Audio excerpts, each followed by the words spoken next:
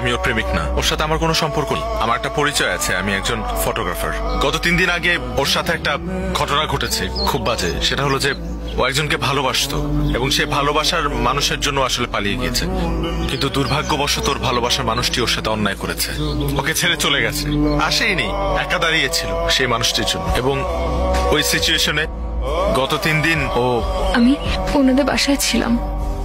ওনার বাবা মা আমাকে নিজের মেয়ের মতো করে রেখেছিলেন। আমারও সময়টার মধ্যে ফুল সাপোর্ট দিয়েছিলেন ওনারা।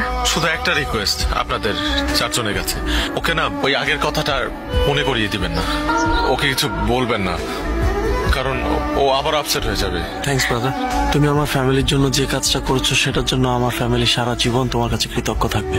গত 3টা দিন আমাদের ফ্যামিলির উপর দিয়ে কি গেছে সেটা আমরা ছাড়া কেউ জানে না। তুমি না থাকলে জিনিসটা হয়তো আরো খারাপ হতে পারত। এটা তোমার বাসা মনে করবা, তুমি আজকে থেকে আমার পরিবারেরই একটা অংশ।